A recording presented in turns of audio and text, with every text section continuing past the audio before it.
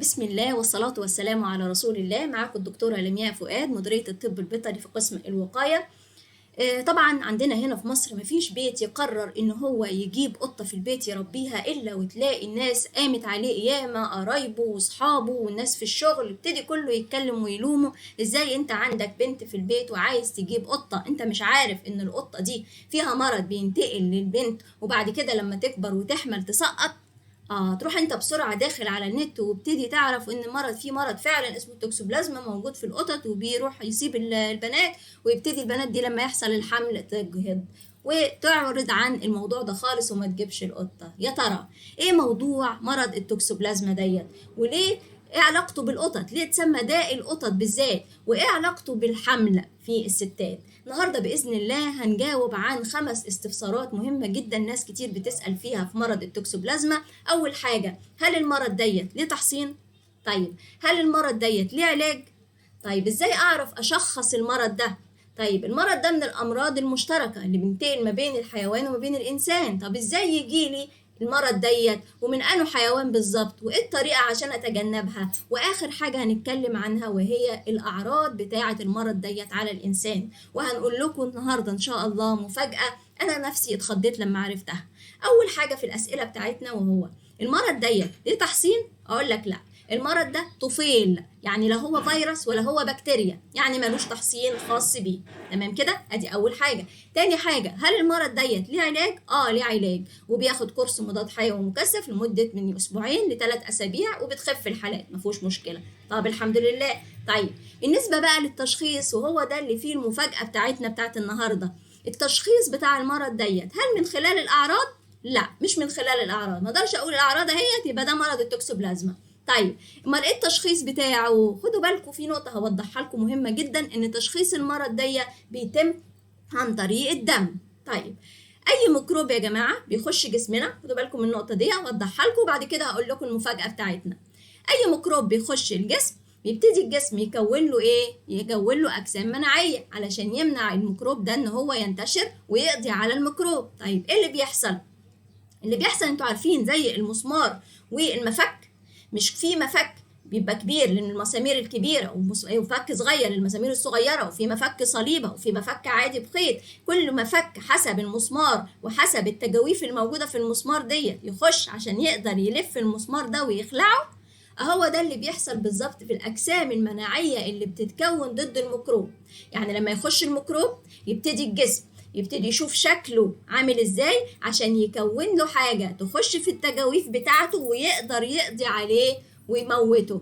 طيب، المدة دي بتقعد قد ايه؟ لما يخش الميكروب يبتدي الجسم يتعرف عليه ويبتدي يطلع له اللي هو الأجسام المناعية بتاعته ديت، بياخد حوالي 3 أسابيع عبال ما تبتدي الجسم يطلع ايه؟ الأجسام المناعية ويبتدي يقضي على الميكروب ديت. حلو قوي. طيب، في المرض التوكسوبلازما ديت احنا لما بنيجي نعمل التشخيص او نعمل الفحص بنفحص في الدم حاجتين، حاجه اسمها اي جي جي وحاجه اسمها اي جي ام. الاثنين دول اجسام مضاده. خدوا بالكم، الاي جي جي ده لو موجود في الدم، يبقى ديت عندك كانت اصابه قديمه وايه وموجوده ليها الاجسام المناعيه دي. يبقى لو انت عندك الاي جي جي ديت موجوده وهي دي اللي بوزيتيف، يعني متواجده في الدم، يبقى انت كان عندك اصابه قديمه، ما عندكش اصابه حديثه. لكن لو موجود عندك النوع الثاني من الاجسام المضاده اللي هو الاي جي ام، يبقى اذا جسمك حاليا في الاجسام ايه؟ في الميكروب. يبقى خدوا بالكم من الحاجتين دول. اجي اعمل تشخيص دم عشان اشوف التوكسوبلازما بيتقاس لي الحاجتين دول، اي جي جي واي جي ام. الاي جي جي ديت لو متواجده او هي بوزيتيف يعني موجوده، يبقى اذا كان عندك ايه؟ كان عندك اصابه قديمه واتعمل لها اجسام مناعيه، يبقى ده ما فيهاش مشكله، خلاص انت ما عندكش حاجه دلوقتي. والتانيه الاي جي ام، لا انت عندك اصابه دلوقتي وعدى عليها حوالي 3 اسابيع وتكونت لها الاجسام المناعيه دي اللي هي الاي جي ام، وهي دي منها الخطوره. المفاجاه بقى اللي هقولها لكم ان اغلبنا كده لو راح عمل تحليل دم هيلاقي عنده يا اما الاي جي جي يا اما الاي جي ام، الاثنين موجودين كلنا كده في جسمنا. هتقولي يا سلام، طب انا لا بربي قطه ولا بتعامل معاها، انا اصلا بخاف من القطط، يبقى ازاي جالي بقى التوكسوبلازما؟ هقول لك، لو انت في بيتك بتاكل حاجات بسطرمه، سجق، بيض ني بتعمله نص سوا، بتاكل ناجتس اللي بتتحمر انه نص قليه، السجق، الهوت دوج، كل ده بتاكل من الشارع اكلات وعليها سندوتشات بتاعت الطعميه اللي عليها سلطه، سندوتشات اللي بتبقى مكشوفه في الشارع، الكشري، السندوتشات العاديه اللي الراجل اصلا ما تعرفش ايده نظيفه ولا مش نظيفه. كل ده لو انت بتعمله يبقى احتمال عندك اصابه بالتوكسوبلازما، لكن لو انت بتعملش كل ده يبقى انت سليم وما فيكش اي مشكله. طيب مين فينا اللي ما بيعملش ده او حاجه من الحاجات ديت؟ خدوا بالكم، يبقى اذا كلنا اغلبنا لو عملنا التحليل ده هنلاقي يا اما في اصابه قديمه اللي هو وجود الاي جي جي، او في اصابه ايه؟ في اصابه حديثه. خدوا بالكم، لو انا عندي 10 مصابين بالتوكسوبلازما هتلاقي منهم 1 أو 2 بس اللي جايه له الاصابه من الاحتكاك بالقطه مباشره، وده هنوضحه في الانتقال بالعدوى، والباقي كله عن طريق الاكلات اللي انا بقول لكم عليها ديت، الاكلات النص سوا ديت اللي مش مستويه كويس، او نتيجه ان انا باكل مثلا خضروات وفواكه مش مغسوله كويس، او باكل اكلات من الشوارع. كل ديت بيجي لي ايه؟ بيجي لي منها التوكسوبلازما، مش بس من القطط. يبقى هنا جاوبنا على المرض ديت ليه تحسين ولا لا، والمرض ديت ليه علاج ولا لا، التشخيص بتاعه هل هو من الاعراض ولا ليه تشخيصات في حاجات تانية، ولا قلنا تحليل الدم واللي خدنا فيه المفاجاه ان اغلبنا ممكن يكون عنده. طيب نيجي بقى بعد كده هنتكلم عن ازاي يجيلي المرض ديت من القطط. المرض ده من الامراض المشتركه. طيب وليه الموضوع اتسمى بالقطط بالذات؟ ليه قلنا داء القطط بالذات؟ ده هنوضحه دلوقتي في الفيديو اللي معاكم. ادي القطه بتاعتنا هي اخدت الطفيل، وهنعرف دلوقتي بيجي لها الطفيل ازاي. بيخش الطفيل بتاع التوكسوبلازما ديت على الامعاء بتاعتها. يحصل ايه في الامعاء بتاعتها؟ يتكاثر جنسيا، يعني هيطلع بويضات. بيحصل الكلام ديت، وبتطلع البويضات بعد ما بياخد العدوى او بعد ما القطه بتاخد الطفيل ب3 ل10 ايام. يبتدي يطلع البويضات في البراز بتاع القطه. خدوا بالكم، بيطلع بس من براز القطة، مش موجود في أي براز من الحيوانات التانية. القطة طبعا والعيلة بتاعتها اللي هي النمور والضبع والفهد، العيلة بتاعت القطط، بس هي اللي بتطلع البويضات في البراز بتاعها. طيب بتقعد تطلع البيض في البراز بتاعها مدة قد إيه؟ من 10 ل 14 يوم وبس. بعد كده البراز بينزل عادي، مفهوش بويضات ولا حاجة. طيب البراز ده بينزل فين؟ لو هي متربية في البيت بينزل في الليتر بوكس اللي هو الصندوق بتاع الرمل، يبتدي تحط فيه البراز. أو لو هي بره في الشارع بتطلعه في الأرض في الزرع. حلو قوي. بعد كده إيه اللي بيحصل للبويضات دي؟ تبتدي البويضات دي ما تكونش معدية. خدوا بالكم، لو حصل إن حد أكل البويضات دي قبل مرور 1 ل5 أيام مش هيحصل له حاجة، لكن البويضات دي بتبقى معدية بعد مرور من يوم إلى 5 أيام. يبتدي البويضات دي اللي ياكلها يحصل إصابة بالطفيل. مين بقى اللي بياكلها؟ الحيوانات بتاعتنا، البقر والجاموس والغنم والفئران والفراخ، كل الثدييات والطيور، لكن طبعا الأسماك والزواحف لأ. تروح واكله ايه؟ تاكل البويضات بتاعه الطفيل. طيب ايه اللي بيحصل بقى جواها؟ بتخش على الامعاء، لكن ما بيحصلش تكاثر جنسي زي ما حصل في القطه وينزل في البراز بويضات. امال ايه اللي بيحصل؟ البويضات ديت تبتدي تفقس وتروح بعد كده تطلع من الامعاء على الدم، تقعد شويه في الدم تتكاثر لا جنسيا. تمام كده؟ بيزيد عددها، وتنها شويه في الدم تعمل لي الطور الحاد، تعمل لي اعراض حاده على الحيوان. اذا كان هو طبعا مناعته قليله هتظهر اعراض، وهنتكلم في الاعراض في اخر الحلقه. بعد كده بتروح بعد كده تطلع تخش على ايه؟ انسجه الجسم. انسجه الجسم تخش في العضلات، تروح على القلب، تروح على الرئه، تروح على المخ، تروح على انسجه الجسم المختلفه، وتنها قاعده لحد ما حد ايه؟ يجي ياكلها. ايه اللي بيحصل بعد كده؟ اللي بيحصل بعد كده ان العدوى بتنتقل من الحيوانات دي للقطة تاني او للانسان. ازاي؟ لما بياكلوا ايه؟ لما بياكلوا الحويصلات اللي موجودة في اللحوم بتاعة الحيوانات او الطيور دي. طيب بناكل ازاي اللحوم ديت؟ هل لو استوت اللحمة بتنقل لنا العدوى؟ لا، بتنتقل لنا لو اللحمة دي نية أو نص مقلية، زي البسطرمة والهمبرجر والسوسيس والناجتس والهوت دوج وكل الحاجات دي. وكمان البيض الني اللي هو النص سوا برضو بينقل لنا عن طريق، لأن احنا قلنا إنه موجود برضو في إيه؟ في الفراخ. تمام. او ان انا مثلا الام راحت قطعت مثلا على الحاجه اللي بتقطع عليها اللحوم وما غسلتهاش كويس، بعد كده راحت حطت بعد كده خضروات وقطعت اللحوم، هتستوي وخلاص ما يموت منها الميكروب، لكن الفاكهه او الخضروات اللي اتقطعت على المكان بتاع اللحمه هي اللي ايه هتلقط العدوى ويبتدي ياكلها. طبعا الخضروات بنروح مقطعين السلطه مثلا وبناكلها على كده ينتقل لنا العدوى. يبقى ناخد بالنا نخلي مكان نقطع فيه اللحمه ومكان تاني نقطع فيه الخضروات عشان ما يحصلش عدوى. طيب هل الانسان، وطبعا هنا برضو بياكلها برضو الحيوان الاطعمه النيه دي او النص مقليه، لو انا ماكلاها للقط بتاعي هيبتدي يحصل له ايه؟ برضو هيتعدي ويعيش جوه العضلات بتاعته. على فكره القط بيحصل فيه الحاجتين، التزاوج اللي بيحصل في الامعاء اللي هو التكاثر الجنسي اللي بيحصل في الامعاء ويطلع البويضات، وبيحصل برضو لا جنسي ويروح يخش على العضلات ويعيش في الأنسجة بتاعة الجسم زيها زي باقي الحيوانات. طيب هل الإنسان بيجي المرض من حتة تانية غير إن هو ياكل اللحوم النية دي أو نص مقلية؟ ممكن كمان الإنسان ياخد العدوى من القطة نفسها مباشرة. عن طريق إيه؟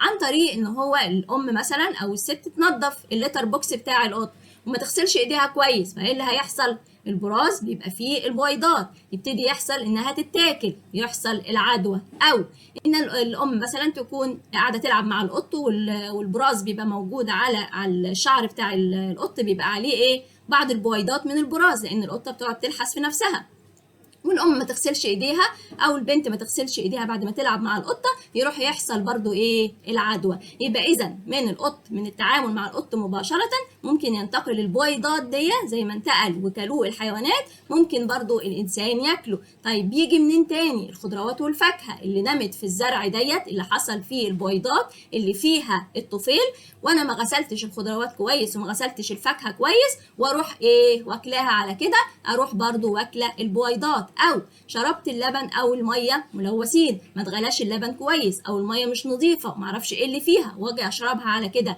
يبقى احتمال ان هي برضو يكون فيها بويضات التوكسوبلازما.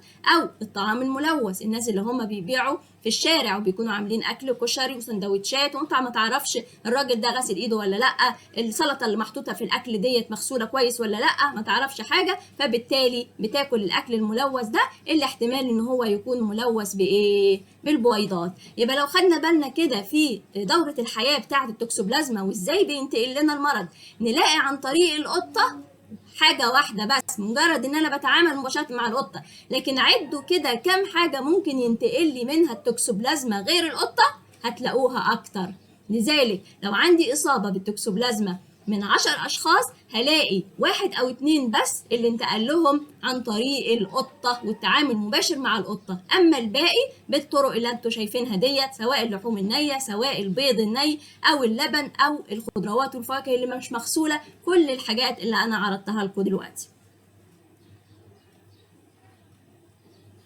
تمام. اخر حاجه معانا بقى، اخر سؤال معانا، وهو ايه هي الاعراض بتاعه المرض ده؟ زي ما قلت لكم كده اغلبنا لو عمل التحليل بتاع التوكسوبلازما هيلاقي فيه توكسوبلازما. اذا مفيش اعراض في الشخص العادي اللي مناعته كويسه، مفيش اعراض بيعملها التوكسوبلازما على الانسان. طيب امال ايه اللي بيحصل بقى؟ قالك خد بالك من حاجتين. انت عارف لما يبقى عندك بيتك مكركب كده وفي حاجات مركونه على جنب وفي تراب من هنا وتراب من هنا، وانت عندك هدوم بايخه كده اهوت وهدوم تانية نظيفه شايلها على جنب، ولما يجي لك ضيف تبتدي تنظف البيت وتغير الحاجات المقطوعه وتلبس اللي على الحبل والقصص دي كلها، هو ده اللي بيحصل معانا في التوكسوبلازما. واحنا عادي كده ومناعتنا كويسه، عادي مفيش مشكله، ناكل ده ناكل ده ومفيش اي اعراض ظاهره علينا. لكن المراه الحامل او الشخص كبير في السن او حد عنده امراض بتنزل المناعه زي امراض الايدز وامراض السرطان، ربنا يعافينا، دول بقى اللي بيحصل لو المناعه قلت يبتدي يظهر اعراض. اللي بيحصل بقى بالنسبه للجسم العادي ممكن ان هو ما يظهرش عليه اعراض خالص، او لو ظهر عليه تظهر عليه اعراض شويه انفلونزا وارتفاع في درجه الحراره، الجسم مكسر، ارهاق، الكلام ده كله. لكن لو انا حد من الثلاثه اللي قلت لكم عليهم، حد عنده امراض مناعيه، مرض بيصيب الجهاز المناعي وبالتالي ما يقدرش يقاوم الميكروب ديت البسيط، والام الحامل، ماشي، وايه تاني، وكبار السن، كل دول مناعتهم بتضعف. طيب ايه اللي بيحصل بقى؟ دول بقى يعملوا زي اللي جالهم ضيف، ياخدوا بالهم كده ان هم ما ياكلوش الاكلات اللي من الشوارع، ان هم ياخدوا بالهم يغسلوا ايديهم كويس قبل ما ياكلوا، ان هم ما يغسلوا الفاكهه كويس والخضروات قبل ما ياكلوها، التعامل مع القطط بيكون بحرص، بيلبسوا جوانتيات يقلعوا بعد كده جوانتي ويغسلوا ايديهم كويس. كل الحاجات الاحتياطات اللي تخلي الميكروب ديت ما يجيلهمش، سواء من اللحوم النيه سواء من البراز بتاع القطط او تلوث في الاكل او الشرب او اللبن زي ما وضحنا في طرق انتقال العدوى. طيب لو حصل بقى وبدأت تظهر أعراض بقى على الناس اللي هم ما عندهمش مناعة، احنا اتفقنا ان المرض ده بيعمل ايه؟ بيبتدي يحصل يتحوصل في أجهزة الجسم المختلفة. يعني لو راح على القلب يعمل مشاكل في القلب، لو راح على الرئة يعمل التهاب رئوي، لو راح على العضلات يبقى الجسم مكسر ومش عارف الواحد يتحرك، لو راح على المخ يبتدي الشخص ما يركزش، يبتدي يحصل بقى حسب الإصابة اللي حصلت معاه، لو أثر على البصر أو أثر على السمع أو أثر على التبول أو حصل فقدان في الذاكرة، كل ده بقى هتعرفش بقى حصل إيه بالظبط في المخ أو هو تحوصل في أنه مكان في المخ. طيب وبالنسبة بقى للأم، خدوا بالكم احنا قلنا ان من ضمن حاجاته ان هو بينتقل للدم وبعد كده بيروح ينتقل للأنسجة بتاعة الجسم، وهو بينتقل للدم يروح نازل في المشيمة رايح على الجنين، ودي الخطورة بقى، وخصوصا لو عندنا في الفترة الأولى من الحمل، في ال3 شهور الأولى من الحمل بيحصل إجهاض للأم، أو إن يحصل إن الجنين بقى لو في الشهور المتأخرة يحصل الجنين يجي مشوه، يجي راسه كبيرة فيه استسقاء، يجي مثلا ما عندوش السمع مش كويس، البصر مش كويس، يحصل تأخر في النمو ويحصل تخلف عقلي، وفي النهاية ممكن يحصل الوفاة، ربنا يعافينا جميعا. يبقى ناخد بالنا لما يكون المناعة بتاعت الجسم مش كويسة، أو يكون المرأة حامل، أو إن يكون شخص كبير في السن، يبقى لا يمشي بقى على إيه؟ على الصراط المستقيم، ياخد باله من الأكل اللي بياكله، يغسل إيده كويس قبل ما ياكل، ما يتعاملش مع القطط، هو ده اللي ياخد حذره. لكن باقي ما باقي بقى من الناس واللي مناعتهم كويسة ياخد باله برضو، يعني ما نعمل اللي علينا، لكن بيحصل في النص ان ياكل لنا مثلا همبرجر، سجق، بسطرمه، الحاجات دي كلها ناخد بالنا ما نكترش الحاجات ديت من الحاجات اللي احنا بناكلها، ونحاول بقدر الامكان ما ناكلش طبعا من الشارع اللي هو الاكل الملوث. وربنا يعافينا جميعا يا رب. اكون قدرت الم لكم المرض واكون شلت المخاوف الشديده اللي عندنا في ناحيه المرض ديت. والسلام عليكم ورحمه الله وبركاته.